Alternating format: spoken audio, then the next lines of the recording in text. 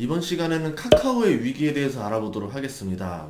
카카오는 잘 나가는데 무슨 위기가 있겠느냐라고 생각을 하는데 꼭 그렇진 않아요. 어떤 상황인지 제가 플랫폼 기업의 사업 방식 그리고 플랫폼 기업의 문제점까지 이야기해 보도록 하겠습니다. 우선 플랫폼 기업의 최초의 사업 방식은 이거예요. 내가 편리한 서비스를 공짜로 줄게 라고 하면서 이걸 이용해봐 라고 하죠. 그래서 사람들한테 굉장히 좋은 호감을 얻습니다. 대표적으로 카카오톡 같은 경우도 최초에 나왔던 게 이제 2010년, 2009년, 10년인 걸로 알고 있는데 그때 2010년에 저희가 쓸 때만 해도 카카오가 무료 서비스다 보니까 사용자는 많은데 이 서버를 감당할 돈이 없어서 막 다운되고 이래가지고 사람들이 돈 모아서 보내주고 그랬었거든요. 카카오톡 후원하기 위해서 서버 늘려라. 당신 덕분에 우리가 문자 메시지 돈 안 주고 쓸 수 있지 않느냐라고 하면서 굉장히 열렬한 지지를 받았던 기업이 카카오였습니다.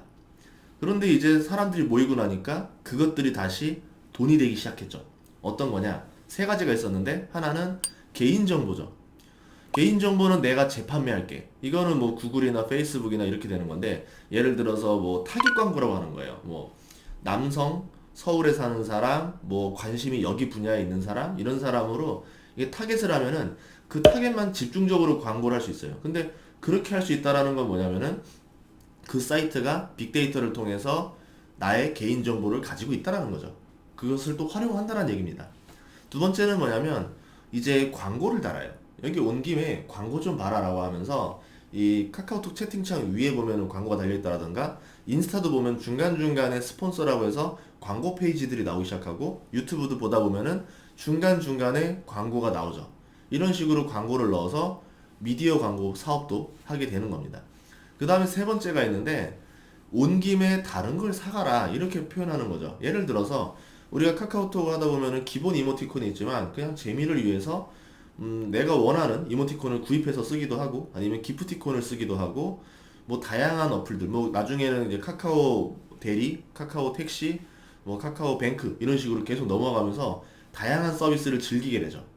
이런 식으로 사업이 확장이 되는 겁니다. 그러니까 플랫폼의 최초의 시작은 공짜였지만 나중에는 공짜가 아니게 되는 이런 방식으로 간다라고 보면 되는데요. 그래서 플랫폼 기업에 대해서 이해를 하려면 우리 보통 옛날 교과서에 나오는 내용 중에 그게 있어요. 원숭이 꽃신이라는 동화가 있습니다. 한 페이지로 한 3분이면 다 읽을 거예요. 그거 한번 읽으시면 좋을 것 같은데요. 간단하게 요약을 하자면 이렇게 말하죠. 원숭아, 공짜로 신발을 줄게 한번 써봐. 이러니까 원숭이가 이렇게 말합니다. 나는 신발이 필요 없어. 나는 맨발로 다니는 게 더 편해. 이렇게 말했는데 이러죠. 아니야. 공짜인데 한번 신어봐. 이거 편하지? 라고 하니까 뭐 그러네. 잘 쓸게. 이랬습니다. 나중에 이러죠. 원숭이가 신발이 다 떨어졌어. 좀 다시 줄래? 이랬더니 이런 말 합니다. 아, 우리도 적자라서 공짜는 안 돼. 싸게 줄게. 그래서 원숭이가 고마워 잘 쓸게 라고 하는데 이제 이런 말을 하죠. 신발이 다 떨어졌어. 다시 줄래?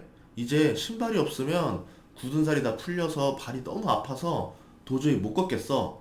나 이제 신발 없으면 못 살아. 신발 좀 줘. 이랬더니 이렇게 말합니다.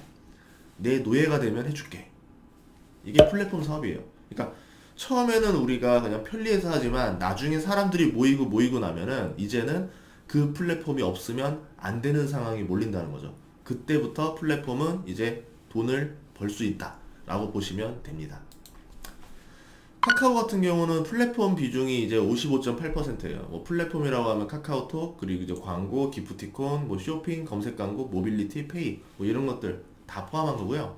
컨텐츠라고 하면은 이제 게임, 뮤직, 웹툰, 뭐 웹소설, 매니지먼트인데 카카오톡과는 이제 연관이 좀 많이 없어지는 사업들이죠. 어떻게 보면은 플랫폼을 통해서 파생된 사업이다라고 볼 수 있는데 이제 사업 비중이 반반 정도 됐다 이렇게 보시면 됩니다. 자, 그럼 카카오에 어떤 문제가 있느냐? 재무제표를 보면 어느 정도 힌트를 볼 수가 있어요. 우선 연결 매출을 봤더니 작년에 매출은 4조 1천억이었는데 올해 예상치를 봤을 때 뭐 한 5조 9천억 정도 나올 것 같습니다. 매출은 폭발적으로 성장을 하죠. 그리고 영업이익도 작년에 4,500억 수준에서 올해는 8천억 수준으로 예상을 해볼 수 있습니다. 굉장히 빠른 속도예요. 이건 좋은 겁니다. 당기 순이익 같은 경우도 2019년에 적자를 냈을 뿐이지 작년에는 1,700억 순이익, 올해는 1조의 순이익을 낼 것이다 라고 보고 있는데 의심을 해봐야죠. 카카오 하면은 계열사가 굉장히 많습니다. 그러면은 그 계열사들 떼고 본업, 순수 카카오 본사는 지금 얼마나 돈을 잘 벌고 있는지 한번 봐야 되는데요. 연결 매출 누르지 마시고 별도 매출을 누르시면 볼 수 있습니다. 보다시피 작년까지도 적자가 있었어요. 그리고 지금 본 사업에서는 그렇게 수익이 크지 않습니다. 올해 다 합쳐야 1조. 그리고 내년 올해 하반기에 다 합치면은 한 2조 정도 나오겠네요. 확실히 그 연결 매출을 했을 때 성장 속도보다 본 사업 자체 매출 성장 속도는 뚝 떨어져 있죠. 영업이익이 작년에 3천억이 나왔는데 올해 지금 상반기 보니까 한 1,600억? 1,700억 정도 나옵니다. 그러면 곱하기 2를 해도 한 3,300억, 3,600억 정도. 20% 성장. 물론 많이 성장했겠지만 연결 매출을 했을 때보다는 훨씬 떨어지는 속도를 보여주죠. 그래서 어떻게 해야 된다? 카카오라는 주가를 유지하기 위해서는 지금 본사, 카카오 본사업에서도 어떠한 드라마틱한 이익 요소가 나와야 된다. 이런 문제가 있다는 겁니다. 카카오 계열사들 매출 순위도 보면은 카카오 커머스가 1등이고 그 다음에 게임즈, 페이지, 페이, 모빌리티 이런 식으로 있는데요. 최근에 상장을 준비 중인 게 카카오 모빌리티랑 카카오 페이예요. 카카오 모빌리티 보면은 작년에도 올해도 적자입니다. 영업을 통해서 벌어들이는 돈보다 영업으로 나가는 비용이 더 세요. 아무래도 시장을 장악해야 되기 때문에 지금 계속 돈을 투자하는 상황인 거죠. 근데 상장을 해야 되는데 마냥 적자인 상태로 상장하는 거는 그렇게 매력적이지 않겠죠. 흑자 전환했을 때 상장을 한다라 그러면 더 비싼 값을 받을 수 있는데 굳이 헐값에 나갈 필요는 없다는 얘기죠. 그러니까 카카오 모빌리티 지금 흑자 전환이라도 좀 보여주는 모습을 보여주기 위해서 어떠한 수익 구조를 끌어올릴 계산을 했을 거고, 카카오페이도 마찬가지로 지금 적자 폭은 많이 줄었다라고 하지만 이거를 조금만 더 줄여서 흑자 전환하는 모습을 보여주고 싶어 할 거라는 얘기라는 거죠. 그래서 무엇을 할 것이다? 분명히 무리수를 던질 가능성이 있다. 이렇게 봤다라는 겁니다. 카카오페이 같은 경우는 상장 연기를 했어요. 기업 가치가 11조가 되는데 원래 8월 상장이었다가 10월로 넘겼습니다. 그 이유 중에 하나는 아무래도 기업의 가치를 봤을 때 좀 평가를 받기 위해서는 3분기라던가 좀 더 좋은 어떤 호재들을 몰아오기 위해서 그렇게 보이지 않나 싶고요. 카카오뱅크랑 연달아서 했기 때문에 아무래도 조금 텀을 두는 게 더 유리하지 않을까 이렇게 봤다라고 생각을 합니다. 카카오페이 같은 경우는 이제 송금이랑 결제, 투자, 대출, 보험 다 하고 있는데 최근에 금융당국 때문에 하나 제재를 받았었죠. 보험을 연결해주는, 비교해주는 것도 그거 안 돼. 이렇게 해가지고 지금 약간 정체가 된 상태라서 그 문제를 해결하고 나가지 않을까 싶고요. 카카오 자체 사업 같은 경우도 수익을 내기 위해서 어떤 전략을 썼느냐. 카카오 배너 상단 위에다가 동영상 광고를 넣었어요. 왜? 그냥 배너 광고 같은 경우는 사람 눈에 잘 안 들어옵니다. 근데 동영상을 넣으면은 텍스트보다 먼저 눈에 들어와요. 자꾸 움직이니까. 그러니까 사람을 더 주목할 수 있을 거고 클릭률이 더 올라가겠죠. 그러면 동영상 광고는 단가가 훨씬 더 비쌀 수밖에 없겠죠. 같은 자리에다가 더 비싼 광고를 집어넣겠다. 이게 지금 카카오의 생각입니다.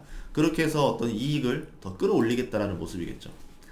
카카오 모빌리티 같은 경우는 상장을 지금 준비 중이라서 조금 무리수를 던진 것들도 있긴 있어요. 기업 가치가 8조라고 합니다. 지금 택시업에서는 점유율 80%죠. 1위입니다. 그리고 대리도 하고 있고요. 저도 카카오티, 카카오 대리를 자꾸 많이 쓰게 되더라고요. 이게 한번 쓰고 나니까 편하다 보니까 사람들이 계속 많이 쓰는 그런 이유도 있었던 것 같아요. 카카오티 같은 경우는 어떤 시스템이냐면은 우선 배치가 있는데 카카오티 블루라는 게 있고 그 다음에 프로 멤버십, 그 다음에 일반 기사들 이렇게 있는데 일반 기사 같은 경우는 무료입니다. 우리가 과거 몇 년 동안 그냥 카카오티 하면은 따로 추가 요금 안 내고 하던 것처럼 이 기사분들도 그냥 몇 년 동안은 그냥 카카오티 한다고 도 수수료 없이 잘 활용하고 있었어요. 그런데 이제서야 좀 수익 내기가 필요하다는 거죠. 그동안 카카오 입장에서도 우리도 어떤 시장 영역 확대를 위해서 그동안 무료로 서비스를 해드렸던 거고 이제 어느 정도 이 시스템이 적응이 됐으니까 우리도 약간의 수익을 걷어가겠다 이렇게 보는 겁니다. 지금 카카오티 블루 같은 경우도 보면 매출이 20% 정도의 가맹비를 받는다라고 해요. 그런 다음에 15% 이상 활동비로 다시 돌려주기 때문에 대략적으로 매출이 3.3% 수수료 뗀다라고 하는데 제가 어제 만난 그 기사님 같은 경우는 법인이라서 그런지 4.4를 뗀대요. 근데 또 이런 경우도 있다더라고요. 또 디테일하게 알아봤더니 내가 받은 콜에 대해서만 수수료를 떼는 경우도 있지만 법인 택시 같은 경우는 그렇게 하지 않고 내가 한 모든 사업에 대해서 4.4%를 떼는 경우도 있다더라 라고 하는 거예요. 물론 그 법인 택시 회사와 카카오가 어떻게 계약을 맺은지 모르겠지만 그런 형태로 간다라는 거죠. 그러면은 이렇게 되는 거죠. 내가 예를 들어서 여기서 뭐 다른 택시 서비스를 이용한다 하더라도 이미 여기에서 굉장히 많은 비용을 이미 다 지불을 했기 때문에 중복해서 나가는 거죠. 내가 예를 들어 비사 거를 콜을 받았어요. 그럼 비사한테 수수료 주고 카카오한테 수수료 주고 둘 다 주는 꼴이 되잖아요. 그러니까 그냥 카카오티 콜만 받게 되는 거죠. 뭐 이런 시스템으로 가고 있다라고 보시면 되고요. 프로 멤버십 같은 경우는 99,000원이라는 기사가 나왔었고 스마트 호출 요금제 같은 경우도 도입을 시도했었죠. 기존에 같은 경우는 1,000원 그리고 심야에는 2,000원 정도에서 우선 배차가 되는 형태였는데 이거를 이제 0원에서 5,000원까지 탄력 요금제를 적용하겠다라고 했었어요. 아무래도 그렇게 하게 되면은 카카오티도 수익을 크게 낼 수가 있죠. 가장 바쁜 시간대에 뭐 추가로 5,000원 이상 붙으니까 당연히 어쩔 수 없잖아요. 내가 택시를 타기 위해서는. 그러니까 당연히 카카오도 수익이 나고 카카오가 40% 기사가 60% 이렇게 수익 분배하는 시스템인데 이거는 그랩이라던가 뭐 우버들도 쓰고 있는 시스템입니다. 바쁠 때는 요금이 올라가요. 그래서 뭐 그거 자체를 뭐 나쁘다라 말할 수는 없을 것 같은데 어쨌든 이게 독과점 횡포 비난을 받으면서 스마트 호출비를 0원에서 2,000원 수준으로 다시 낮춰놨습니다. 그러니까 어떻게 보면 요금 인상이 약간 한번 실패했다 이렇게 볼 수 있을 것 같고요. 카카오 대리 같은 경우는 이제 프로 서비스를 써야 되는데 월 22,000원을 내고 수수료 20%가량을 낸다라고 하는데요. 뭐 이거를 그냥 숫자만 보면 나쁘다라고도 말할 수가 있겠지만 다른 대리 업체들 뭐 수수료라던가 뭐 콜 프로그램을 보면은 이것도 뭐 비슷한 구조거든요. 그래서 이게 뭐 딱히 나쁘다. 우리가 또 막 그렇게 보기에도 좀 애매하긴 해요. 그러니까 뭐 기사들은 그렇게 나오는데 그럼 다른 대리는 어떻게 하느냐? 다른 택시는 어떻게 하느냐? 이것들도 다 계산해 보면은 우리가 조금 좀 합리적인 판단을 할 수 있지 않을까 이렇게 생각을 합니다. 근데 이제 카카오 같은 경우도 대중적인 사업을 하는 회사이기 때문에 이걸 잘 생각해야 돼요. 이게 어떤 거냐면 NC가 있었고 남양유업이 있었어요. 그들이 지금 카카오한테 교훈을 주고 있습니다. 형 잘해. 우리처럼 되기 싫으면 잘해. 라고 말하고 있는데 NC 같은 경우도 블레이드 소울 2가 망하면서 리니지 고객들이 다른 곳으로 이탈을 하고 있죠. 굉장히 실망을 합니다. 왜냐하면 뭐 블레이드 소울 자체가 좀 인기가 없다라고 하니까 이제 어떻게 하냐면 그 리니지한테 굉장한 과금을 물리는 거예요. 지금 뭐 아이템이 나왔는데 레벨을 뭐 10배속으로 올릴 수 있는 아이템이 있다. 근데 이게 하루에 500만 원짜리인데 이거 안 하면 너희들 그 약간 우리 말은 위에 레벨들 하위 레벨들 같은 경우는 밑에서 순간적으로 치고 들어오니까 본인의 레벨 가격이 뚝 떨어지잖아요. 레벨 가격 유지하기 위해서는 너도 하루에 500만 원씩 계속 투자를 해라. 이런 식으로 이제 압박을 넣은 거죠. 그러다 보니까 굉장히 실망을 했고 사람들이 떠나버립니다. 이탈자가 늘어나면서 NC소프트 주가가 몇 달 전만 해도 100만 원이었는데 60만 원으로 뚝 떨어지죠. 거의 40% 가까운 하락을 했습니다. 여기에 남양유업 같은 경우도 민심이 잃은 거로 되게 유명한 기업이었죠. 두 번의 민심을 잃었는데 저번에 갑질 상태 한 몇 년 전에 2019년인가요? 갑질 사태로 인해서 주가가 70만 원에 육박하던 주가가 20만 원대까지 하락을 하다가 최근에 뭐 매각을 한다 해서 주가가 다시 70만 원까지 치솟았잖아요. 그랬더니 회장님이 너무 아까운데 이러면서 다시 또 이게 계약이 파기가 되면서 다시 주가가 또 떨어졌습니다. 뭐 이런 식으로 대중의 민심을 한번 잃어버리면 힘들어요. 그리고 이런 회사들은 독점이 아니에요. 민심을 잃어도 대체제가 없는 상황이 아닙니다. 리니지라는 게임에 대해서 민심을 잃었으면은 카카오 게임즈의 오딘으로 넘어가면 되는 거고요. 남양유업이라는 데 민심을 잃었으면 메일유업이라던가 뭐 서울우유라던가 이런 데로 넘어가면 되는 거거든요. 그렇기 때문에 B2C 사업들 같은 경우는 내가 완벽한 독점이 아닌 이상 절대로 민심을 잃는 사업을 하면 안 된다. 이렇게 볼 수 있다라는 거죠. 그래서 카카오 같은 경우도 타격을 받으면 어떻게 될 거냐? 반사이익을 얻는 기업들이 존재한다라는 거예요. 대표적으로 카카오 자체가 지금은 뭐 거의 완전 독점에 가깝지만 그렇다고 대체제가 없는 것도 아니거든요. 카카오톡이 사라진다라고 하면은 뭐 라인이라던가 아니면은 뭐 이제 뭐 인스타라던가 페이스북 뭐 이런 것들을 쓸 수도 있을 거고요. 그리고 다음으로 카카오 모빌리티 같은 경우도 이제 대항자가 나오기 시작했죠. 우버랑 티맵택시가 합친 우티라는 게 등장을 했어요. 그리고 카카오뱅크랑 페이가 이제 있다라고 하지만 여기에 대한 대체제도 있습니다. 토스라는 또 훌륭한 대체제가 있어요. 그렇기 때문에 카카오도 지금 수익을 너무 바라기 위해서 그래서 드라마틱한 어떠한 장치들을 걸기보다는 이거보다는 그냥 지금은 더 브랜드 유지를 하는 게 장기적으로 더 이익일 수도 있다. 이렇게 생각해요. 워렌 버핏이 기업에 투자할 때 맥도날드라든가 뭐 코카콜라라든가 이런 기업에 투자하는 이유 중에 하나는 뭐냐면 그 기업들이 가진 강력한 브랜드 가치 때문에 그래요. 그 CEO는 그 브랜드를 잘 유지할 만한 능력이 있다라 판단을 했고 이 사업은 브랜드만 잘 유지하면은 충분히 꾸준히 돈을 벌 수 있는 기업이다. 이렇게 봤다라는 거죠. 카카오는요, 색깔도 그렇지만 황금알을 낳는 거입니다.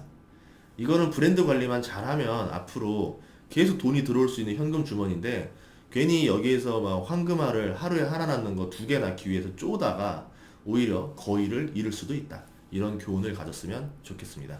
여러분 투자법에서도 다른 곳에 적용해 보면은 좋은 이야기가 될 것 같아서 이렇게 만들어 봤습니다. 다음 시간에도 좋은 정보로 찾아뵙도록 하겠습니다. 감사합니다.